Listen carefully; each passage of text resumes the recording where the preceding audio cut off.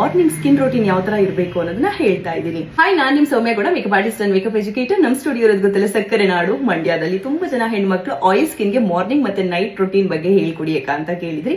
So ಹಾಗಾಗಿ morning skin routine ಯಾವ ತರ ಇರಬೇಕು ಅನ್ನೋದನ್ನ ಹೇಳ್ತಾ ಇದ್ದೀನಿ. ನೀವು ಯಾವ್ದಾದ್ರು ಒಂದು ಪ್ರಾಡಕ್ಟ್ ನ ತಗೋತೀನಿ ಅನ್ನೋದಾದ್ರೆ ಅದು ಜೆಲ್ ಬೇಸ್ ಅಥವಾ ವಾಟರ್ ಬೇಸ್ ಅಲ್ಲಿ ಇದ್ರೆ ತುಂಬಾ ಒಳ್ಳೇದು. ಯಾವುದೋ ಒಂದು ಸೋಪನ್ನ ಯೂಸ್ ಮಾಡ್ತೀನಿ ಅನ್ನೋದಕ್ಕಿಂತ ಫೇಸ್ ವಾಶ್ ನ ಯೂಸ್ ಮಾಡಿ. ಆ ಒಂದು ಫೇಸ್ ವಾಶ್ ಅಲ್ಲಿ ಕೆಲವೊಂದು ಕೀವರ್ಡ್ಸ್ ಇರುತ್ತೆ, ಅದನ್ನ ನೋಡಿ ನೀವು ತಗೋಬೇಕಾಗುತ್ತೆ.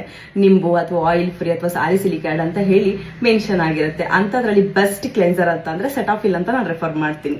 ಅದಾದ್ಮೇಲೆ ನಿಮಗೆ ರೋಸ್ ವಾಟರ್ ಅಥವಾ ಟೋನರ್ ಅವಶ್ಯಕತೆ ಇರುತ್ತೆ.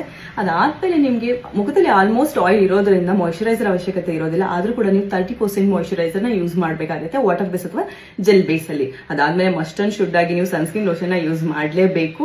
ಮನೆ ಒಳಗಡೆ ಇದ್ದೀರಾ ಅಂದ್ರೆ SPF 30 ನ ಯೂಸ್ ಮಾಡಿ, ಹೊರಗಡೆ ಹೋಗ್ತೀನಿ ಅಂದ್ರೆ 50 ನ ಯೂಸ್ ಮಾಡಿ.